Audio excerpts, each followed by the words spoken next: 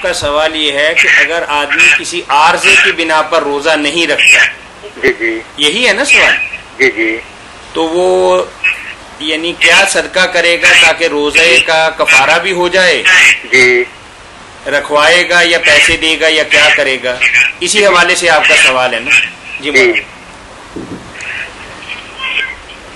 روزہ کے بارے میں یہ بات سمجھ لینی چاہیے کہ جس شخص کو امید اور توقع ہے نا کہ سال کے کچھ دنوں میں وہ ٹھیک ہو جائے گا، ایسے حالات اسے مل جائیں گے کہ وہ روزہ آسانی سے رکھ سکے گا، سردیوں کے دن ہوں گے، روزے چھوٹے ہوں گے، تو پھر تو اس کو فدیہ دینے کی اجازت نہیں۔ پھر تو اگلے رمضان سے پہلے نا جن دنوں میں وہ صورت سمجھے کہ دو دو کر کے یا اکٹھے روزے ہی رکھے۔ ایک ایسا آدمی ہے جس کو اب امید ہی نہیں تندرست ہونے کی، بہت بوڑھا ہو چکا، یا بیماری ایسی ہے کہ اس سے شفا کی توقع ہی نہیں، ایسے آدمی کو رخصت ہے۔ یہ نہیں کہ آدمی دوسرے دنوں میں اگر رکھ سکے تو وہ بھی بہانہ بنا لے، وہ ٹھیک ہے سختی کے دنوں میں چھوڑ دے، جب نرمی کے دن سال میں کوئی ملیں تو اکٹھے یا ایک دو دو کر کے رکھے۔ روزے رکھنا ہے اس کے لیے لازم۔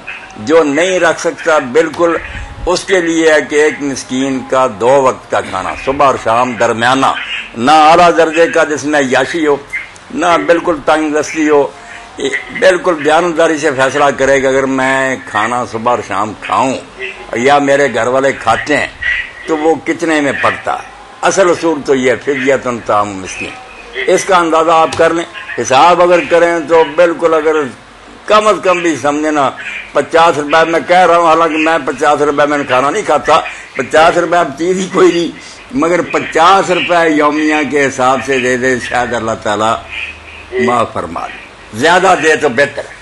ومن تطوع خیرا فہو خیر۔ اچھا بھائی لائن پہ رہیے گا، مولانا سے آپ کے توسط سے ایک سوال پوچھتے ہیں۔ جو بہنیں بچوں کو دودھ پلاتی ہیں یا حاملہ ہیں مولانا، جی جی تو ان کے بارے میں پھر کیا حکم ہے؟ جی صحیح بات آپ نے بھائی، آپ کی بات ہماری سمجھ میں مکمل طور پہ آ گئی، اور انشاءاللہ اس کے اوپر غور بھی ہم کریں گے۔ غور کریں، عمل کریں۔ 100 روپے دیں تو بہت اچھی بات، بہت اچھی آپ نے اچھی بات ہاں 100 روپے روزانہ کے حساب سے دیں تو پھر اللہ خوش ہوگا۔ کوئی بات نہیں، روزہ جو ہے نا اس کی معافی مل جائے، 100 روپے آدمی دے دے، کوئی یہ خسارے کا سودا نہیں۔ ٹھیک، بہت اچھی بات کی آپ کی، بہت اچھی بات کی آپ نے، اور ہم ایسا کرنے کی کوشش کریں۔ اللہ تعالیٰ قبول فرمایا آپ کی۔ ٹھیک ہے جی، اللہ حافظ۔ جی مولانا، آپ ان عورتوں کے بارے میں جو دودھ پلا رہی ہیں بچوں کو، اگر وہ سمجھتی ہیں کہ اگر ہم روزہ رکھیں تو پھر دودھ جو ہے نا اس میں کمی آئے گی، یا بچہ جو ہے نا وہ تنگ ہوگا، یا امید سے ہیں اور سمجھتے ہیں کہ کوئی نقصان نہ ہو جائے، تو ایسی عورتوں کے لیے دونوں راستے کھلے۔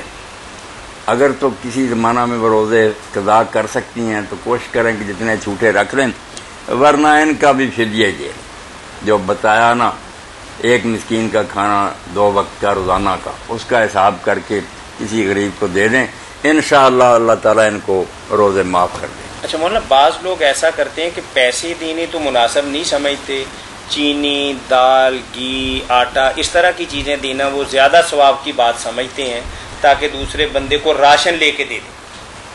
ہاں مہینہ کا راشن بھی اگر لے کر دے دیں درمیانہ اوسط تو بہت اچھی بات، کوئی بات نہیں، وہ طرح خریدتا کیا پھرے گا، دے دیں تو یہ بھی ٹھیک۔ مثلا اگر آپ اس کو چینی، چاول یہ چیزیں دیتے ہیں تو اس کو دودھ تو نہیں دیتے، چائے کی پتی تو نہیں دیتے۔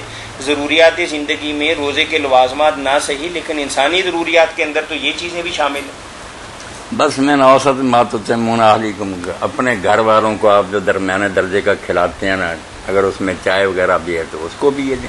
ٹھیک، ہاں یہی قرآن پاک نے کہا۔ یہ تو آدمی اپنے دل سے پوچھے نا کہ مجھے اگر کوئی دیتا اور یہ چائے وغیرہ ساتھ نہ دیتا تو میں راضی ہوتا۔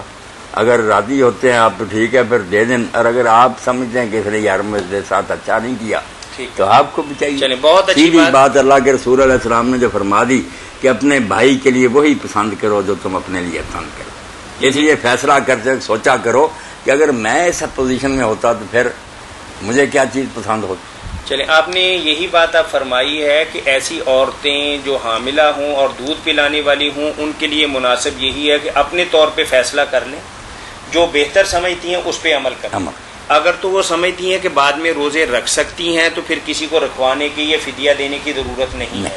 اگر سمجھتی ہیں کہ بعد میں بھی یہ تسلسل چلتا رہنا ہے تو اس حوالے سے پھر وہ فدیے کے اگلے پیسے رمضان تک بھی وقت نہیں ملے گا، بچہ چھوٹا ہے یا یہ امید ہے، تو پھر یہی بات۔ جزاکم اللہ خیر۔ یہاں ایک بات کی وضاحت بھی ضروری ہے کہ بعض لوگ سمجھتے ہیں کوئی ایسا آدمی ڈھونڈنا چاہیے جو روزہ رکھے، اس لیے کہتے ہیں کسی کو روزہ رکھوانا، یہ آپ کی ذمہ داری نہیں ہے۔ نہ اللہ نے یہ کہا کوئی روزہ رکھتا ہے یا نہیں رکھتا، بلکہ وہ اگر آپ کی طرح کا کوئی بیمار اور مسکین ہے تو وہ یا نہیں بھی جان بوجھ کر رکھتا تو اللہ کو حساب دے گا، مسکین ہونا چاہیے، آپ اس غریب کو دے دیں۔ روزہ وہ رکھے یا نہ رکھے یہ آپ کا نہیں ذمہ، آپ بڑی ٹھیک، جزاکم اللہ خیر۔ اسی تلاش میں رہتے ہیں نا کہ روزہ رکھنے والا کوئی نہیں ملا۔ یہ وحدت امت